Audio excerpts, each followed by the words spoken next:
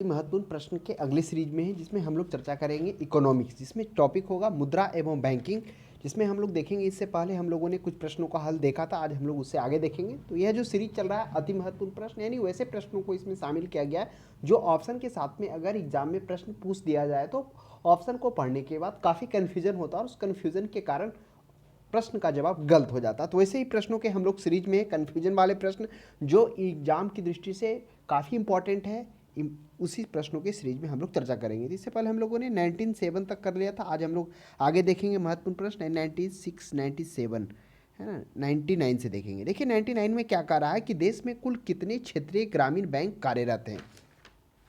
तो इससे पहले हम लोग देखेंगे क्षेत्रीय ग्रामीण बैंक जो अभी कार्यरत है वो मात्र ऑप्शन नंबर 1 में जो 56 दिख रहा वो है। क्या शुरू से ही इतने ही थे? नहीं, ये क्या हो गया कि पहले जो थे क्षेत्रीय ग्रामीण बैंक के अगर देखा जाए तो वह 196 क्षेत्रीय ग्रामीण बैंक थे, लेकिन धीरे धीरे क्या हो गया, सभी का एक दूसरे से में विलय कर दिया गया, जिसके कारण अभी मात्र कितने बचे हुए हैं, वह 56 बचे हुए हैं। तो इन प्रश्नों को आप ध्यान में रखेंगे।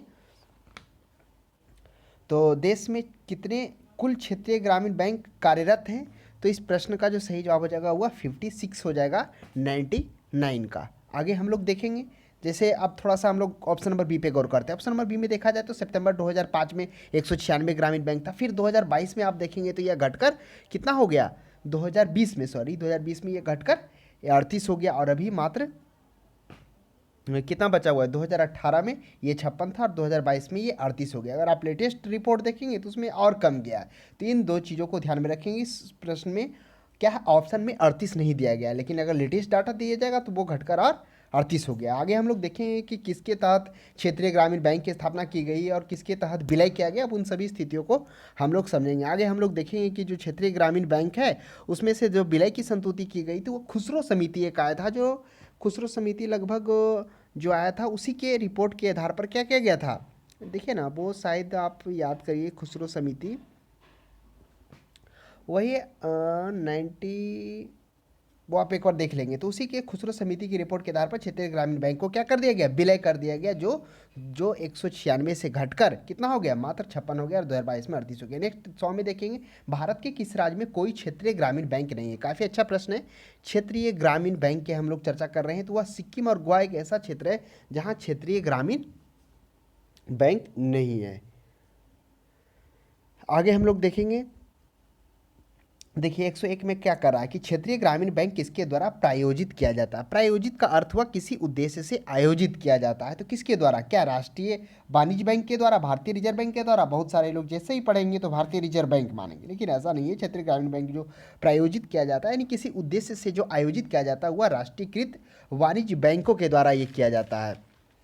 आगे हम लोग 101 के बाद आगे बढ़ेंगे, 102 में आएंगे। कह रहा है केलकर समिति की सिफारिश। आ गया प्रश्न जो भी हम लोग चर्चा कर रहे थे कि इसकी सिफारिश पर, केलकर समिति की सिफारिश को ध्यान में रखते हुए कोई नया क्षेत्रीय ग्रामीण बैंक स्थापित नहीं किया गया। कब से नहीं किया गया केलकर समिति, तो देखिए जो केलकर समिति जो आया था वो मुख्य रूप से जो कहा गया था कि अब क्या जाएगा, कोई भी क्षेत्रीय ग्रामीण बैंक स्थापना नहीं किया जाएगा। अप्रैल 1987, अप्रैल 1988, अप्रैल 1989 सभी करीबी ऑप्शन है। 87, 88 थोड़ा सा आप क्या करेंगे, भूलेंगे तो प्रश्न का जवाब गलत हो जाएगा।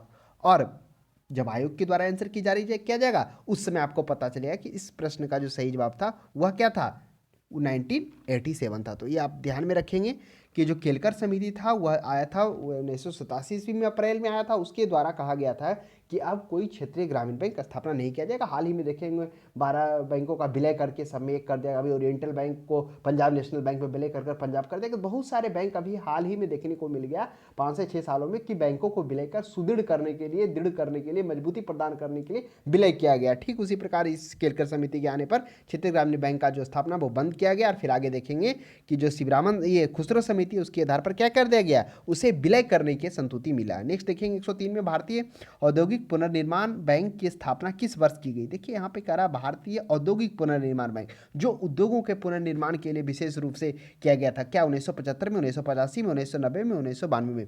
तो इस प्रश्न का सही जवाब हो जाएगा हुआ 1985 ईस्वी में क्या किया गया था, भारतीय औद्योगिक पुनर्निर्माण बैंक का स्थापना किया गया था।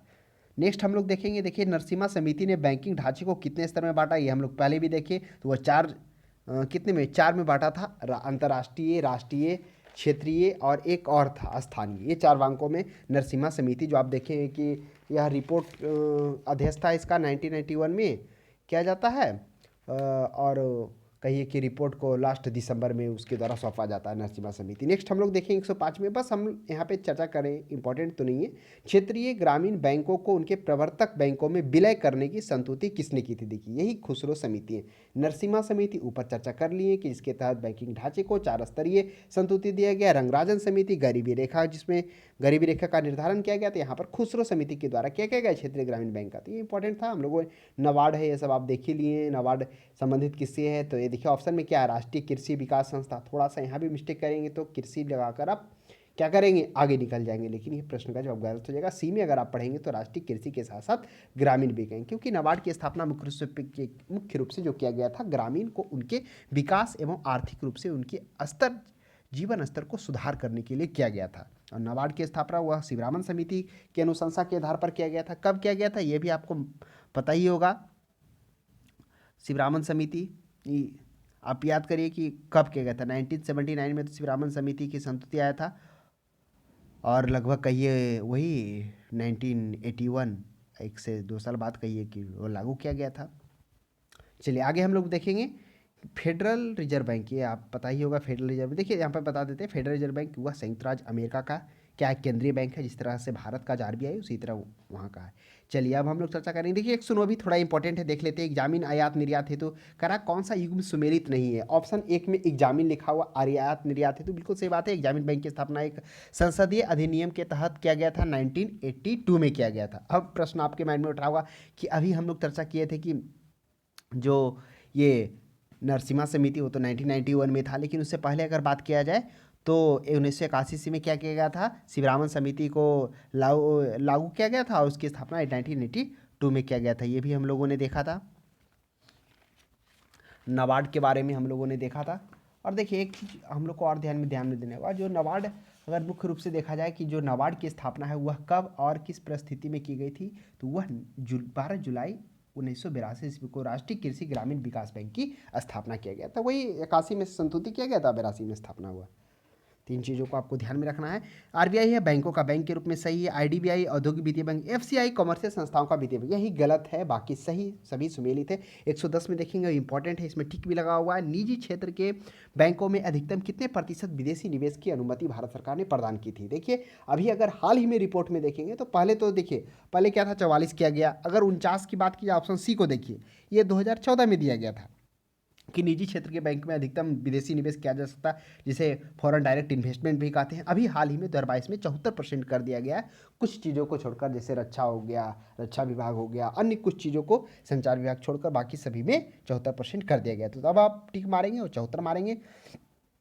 आईबीए क्या है? देखिए आईबीए का मतलब आप पैसा नहीं, आईबीए देख के तुरंत आप इंश्योरेंस इंटरनेशनल बैंकिंग एसोसिएशन मारेंगे, गलत होगा, क्योंकि बहुत सारे लोग आईबीए देखेंगे ये मारेंगे। लेकिन आईबीए है क्या है? इंडियन बैंक एसोसिएशन है। ये इंडियन बैंक एसोसिएशन क्या है, जो कहिए कि एक तरह का एसोसिएशन है जो सारे बैंकों को एक दूसरे से कनेक्ट रखती है। इसमें जो 26 सितंबर 1946 ईस्वी को लागू किया गया, इसमें 237 बैंकिंग है, तो ये हो जाएगा आईबीए का इंडियन बैंक एसोसिएशन। 112 में देखिए कि निजी भारत में नए निजी बैंकों की स्थापना के लिए कितनी न्यूनतम चुकता पूंजी होनी चाहिए? काफ़ी अच्छा प्रश्न है। करा कोई भी अगर निजी बैंक का स्थापना करना हो तो न्यूनतम चुकता पूंजी कितना होना चाहिए? ऑप्शन में 200 करोड़ भी है, 50 करोड़ भी है, 250 करोड़ भी है, 500 करोड़ भी है। तो इस प्रश्न का सही जवाब हो जाएगा वह निजी बैंकों के लिए कम से कम आपको 500 करोड़ न्यूनतम चुकता पूंजी होना चाहिए, जिसमें से हम लोग होंगे 200 करोड़ जो सीआरआर के रूप में जमा होता है, जिसमें ये भी हम लोग देखेंगे कितना स्वर्ण मुद्रा होना चाहिए, कितना विदेशी होना चाहिए, कितना कैश होना चाहिए, वो चर्चा पहले भी किए थे, जिसमें हम लोगों को देखा था कि रिजर्व बैंक के नोट निर्गमन विभाग के पास हर समय जो रिजर्व बैंक होता है उसमें जो नोट का निर्गमन किया जाता है, आशा करते हैं निर्गमन से आप परिचित होंगे, जो जारी किया जाता है उसके पास कम से कम कितने मूल्य का स्वर्ण कोष रहना चाहिए? तो ये हम लोगों ने देखा था, जिसमें था ऑप्शन में 85, 115 और 200 करोड़। तो स्वर्ण कोष के रूप में जो उसके पास होना चाहिए वह 115 करोड़ होना चाहिए। और बाकी जैसे 200 करोड़ को सीआरआर के रूप में रिजर्व बैंक के में आरक्षित होता है कोई भी बैंकों का, उसमें 115 करोड़ के बराबर सोना होना चाहिए तथा 85 करोड़ के बराबर अंतर्राष्ट्रीय मुद्रा होगी। तो ये था वो हम लोगों ने 200 करोड़ जो हम लोगों ने देखा था रिजर्व बैंक के नोट निर्गमन विभाग के पास जो हर समय इतना होना चाहिए। तो इंपॉर्टेंट था, वह भी इंपॉर्टेंट है और यह भी इंपॉर्टेंट है कि निजी बैंकों के लिए 500 करोड़। चलिए आगे हम लोग देखते हैं जो इंपॉर्टेंट है, ये सभी आप मार देंगे। साधारण बीमा निगम के अधीन कितनी कंपनियां हैं, जीआई से आप जो भी पहले बाइक लेते होंगे आप देखते होंगे कि मुख्यतः का न्यू इंडिया इंश्योरेंस होता होगा। तो साधारण बीमा निगम के तहत 4 बीमा कंपनियां हैं। अब आपके माइंड में उठ रहा होगा ये 4 बीमा कंपनियां कौन कौन सा है, तो आप ध्यान में रखेंगे। पहला तो नेशनल है, जिसे नेशनल इंश्योरेंस कंपनी लिमिटेड, दूसरा न्यू इंडिया कंपनी लिमिटेड, तीसरा ओरिएंटल, जो एक बाइक था जिसमें हमने हाल ही में देखा, उसमें जो न्यू इंडिया कॉर्पोरेशन लिमिटेड का इंश्योरेंस था। पहले जितने भी होंगे, अब तो बहुत सारे कंपनी का आ गया है इंश्योरेंस, लेकिन आप मैक्सिमम पहले भी जितने भी व्हीकल्स होते थे वो ज़्यादातर जो होते थे न्यू इंडिया, जो हम लोगों ने अभी देखा इंश्योरेंस लिमिटेड कंपनी का क्या होता था, बीमा होता था। तो इसके तहत साधारण बीमा था 4 कंपनियां, न्यू इंडिया कंपनी लिमिटेड, उसके बाद national insurance company limited, oriental company limited और यूनाइटेड इंडिया कंपनी लिमिटेड। ये 4 तरह की साधारण बीमा कंपनियां कार्यरत होती थी साधारण बीमा निगम के तहत। आगे हम लोग देखेंगे 126 में आते हैं, भारतीय प्रतिभूति एवं विनिमय बोर्ड को किस वर्ष एक अध्यादेश द्वारा वैधानिक दर्जा दिया गया। देखिए भारतीय प्रतिभूति एवं विनिमय बोर्ड जो होता है वह सेबी हो गया। सेबी के द्वारा किया गया। जो प्रतिभूति एवं विनिमय बोर्ड है, स्टॉक एक्सचेंज जिसे आप कह सकते हैं, जो प्रतिभूति बाजार होता है उसके विनियमन के लिए, यानी कि उसको नियंत्रण करने के लिए, देखरेख करने के लिए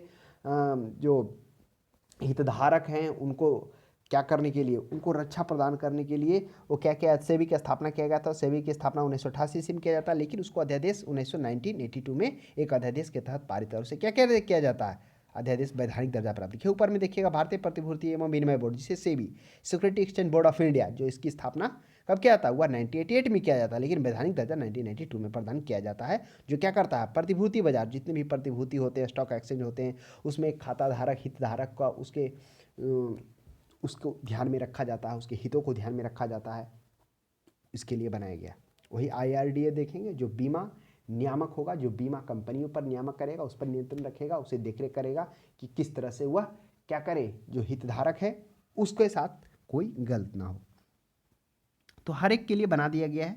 स्टॉक एक्सचेंज के लिए आप सेबी के देखेंगे, फिर आप बैंकिंग क्षेत्रों के लिए, चाहे इंश्योरेंस में अगर आप चले जाएंगे तो IRDA उसकी देखभाल करेगी, कंज्यूमर के देखभाल के लिए। चलिए आगे हम लोग देखते हैं 126 के बाद आते हैं प्रश्न संख्या 135 में। बम्बई स्टॉक एक्सचेंज का शेयर मूल्य सूचांक क्या है। ऑप्शन में है डोलेक्स भी है, सेंसेक्स भी है, S&P CNX भी है, इनमें से सभी है। देखिए सभी है जो बम्बई स्टॉक एक्सचेंज का शेयर मूल्य सूचांक है। आप आगे देखेंगे कि जो S&P निफ्टी 50 है, या नेशनल स्टॉक एक्सचेंज के द्वारा जारी किया गया था, NS 50 के द्वारा लॉन्च किया था, लेकिन फिर 1998 में आप देखेंगे S&P SNX निफ्टी 50 के द्वारा इसको जारी किया था। बॉम्बे स्टॉक एक्सचेंज का मूल्य, शेयर मूल्य सूचांक सेंसेक्स है।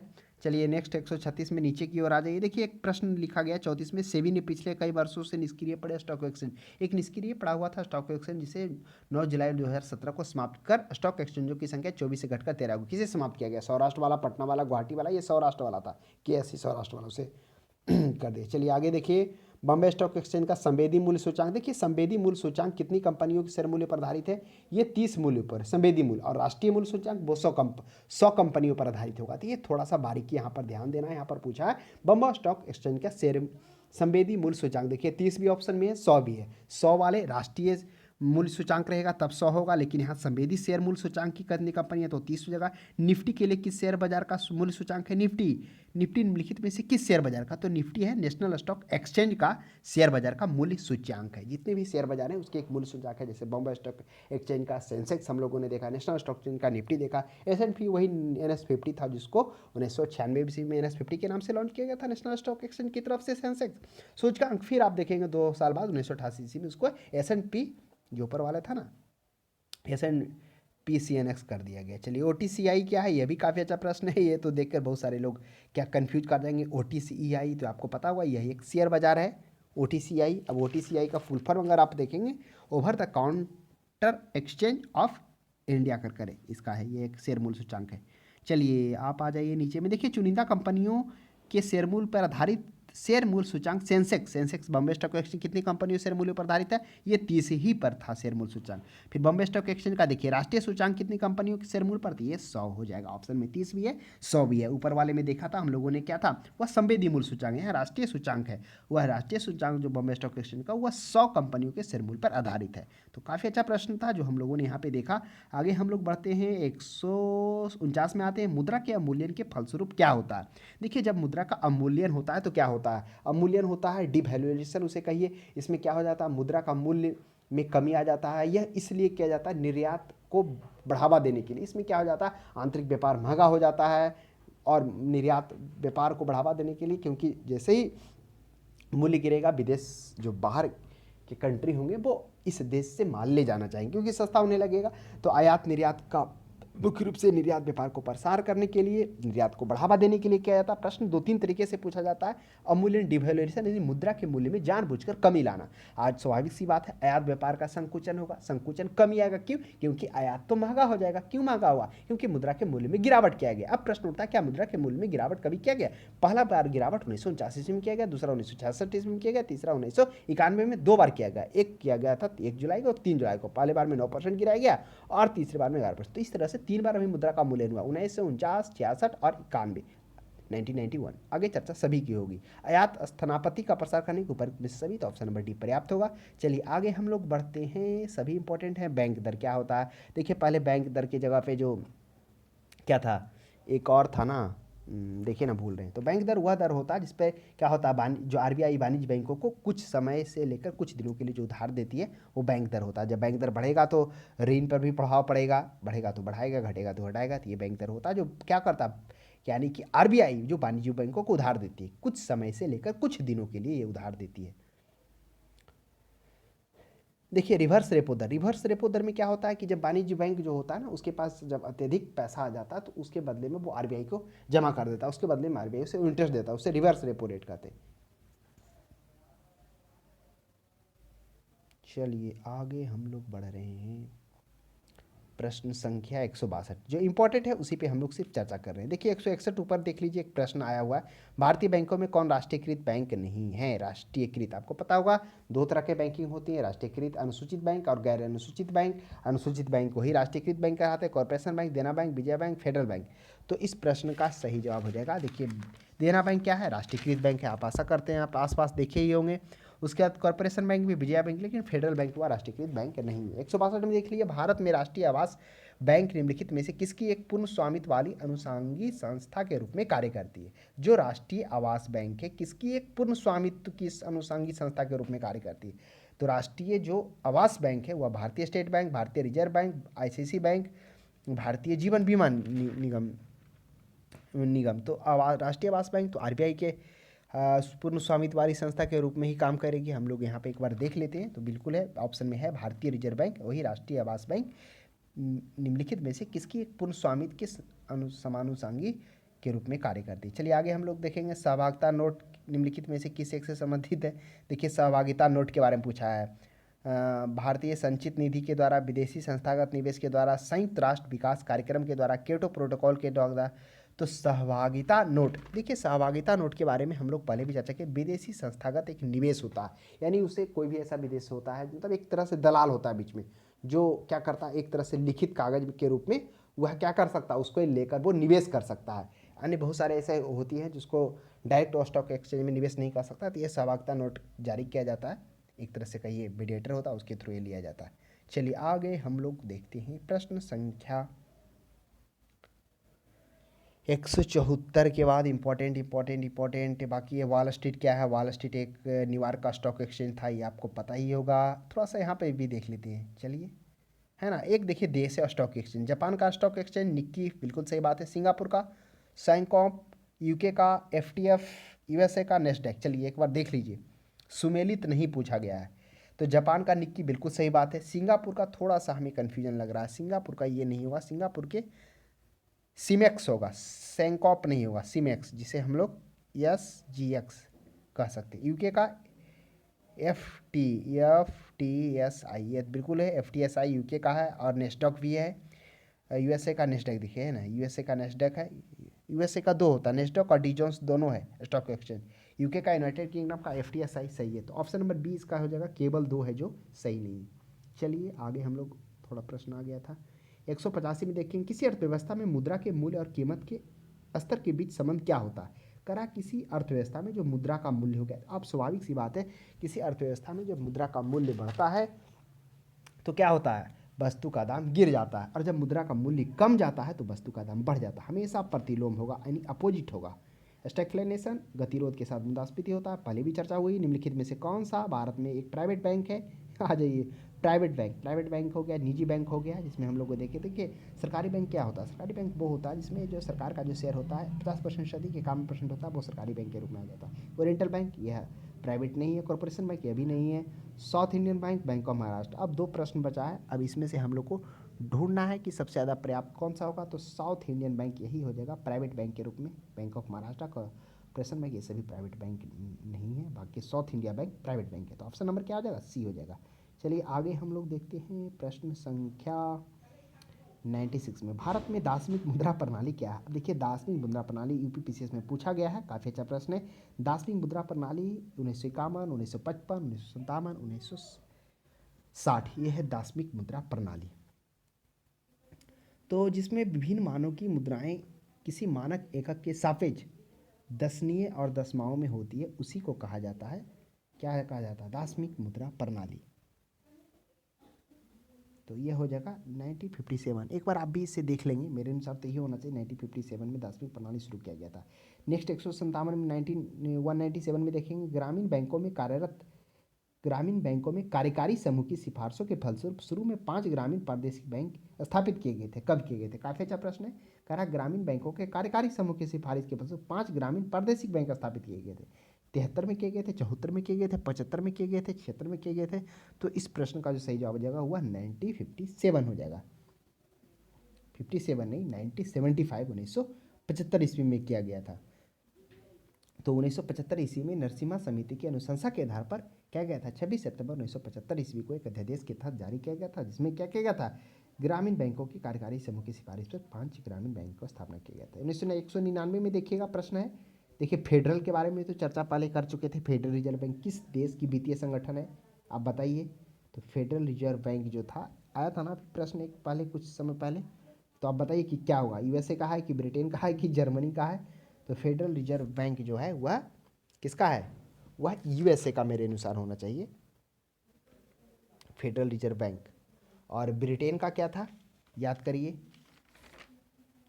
ब्रिटेन का था ये देखिए एक था ना, एमरो, ब्रिटेन का क्या था, एक ब्रिटेन का केंद्रीय बैंक जो होगा, देखिए क्या नाम था, क्या नाम था, अच्छा याद आ जाएगा। आप हमें बताइए कि फेडरल रिजर्व बैंक जो है वह किसका है? तो फेडरल रिजर्व बैंक हमने भी इसकी चर्चा कर दी कि फेडरल रिजर्व बैंक है वह यूएसए का ही है। ब्रिटेन का देखिए ना, भूल रहे हैं, ब्रिटेन का क्या था, क्या था, क्या था, याद आ जाएगा। आप कमेंट बॉक्स में जवाब दीजिए कि ब्रिटेन का जो वित्तीय बैंक संगठन है, जिस तरह से भारत में आरबीआई है, केंद्रीय बैंक है, तो ब्रिटेन का केंद्रीय बैंक कौन सा है? एक था एबीएन एमआरओ, वो एम्स्टर्डम नीदरलैंड का था। वारलैक पीएलसी वह लंदन का था, वह यूके का तो था ही था। वारलैक विश्व का 10वां सबसे बड़ा बैंक है ना, यूके का वही होगा वारलैक्स, वो तो सबसे बड़ा बैंक हो गया। चलिए आगे हम लोग देख लेते हैं। करा है 1999 में, भारत में निजी क्षेत्र के बैंक निम्न में से कौन से हैं? निजी क्षेत्र के बैंक, हमने देखा निजी क्षेत्र के वो बैंक होंगे जिसमें सरकार की हिस्सेदारी 50% से कम होगी। Corporation, Kotak Mahindra, IDBI syndicate, ये सभी ये आ जाएंगे। कॉरपोरेशन, आईडीबीआई सिंडिकेट, ये सभी आ जाएंगे कौन सा बैंक के अंदर के अंत में, राष्ट्रीयकृत बैंक है। लेकिन कोटक महिंद्रा निजी बैंक हो जाएगा। हमने देखा कि निजी बैंक के लिए स्थापना के लिए कितना करोड़, 500 करोड़ का चाहिए। एक प्रश्न आया था ना कि निजी बैंकों की स्थापना के लिए न्यूनतम चुकता पूंजी कितना होना चाहिए, 500 करोड़। तो कोटक महिंद्रा बैंक निजी क्षेत्र के बैंक, क्या सिर्फ कोटक महिंद्रा बैंक है? नहीं, और भी अन्य बैंक है। जैसे हम लोग यहाँ पे देख लेते हैं कि कोटक महिंद्रा बैंक के अलावा आप देख लीजिए, एक कौन था अभी हाल ही में जो आया था, बंधन बैंक, ये भी है, निजी क्षेत्र का बैंक है। नेक्स्ट हम लोग अब देखते हैं प्रश्न संख्या 200 के बाद,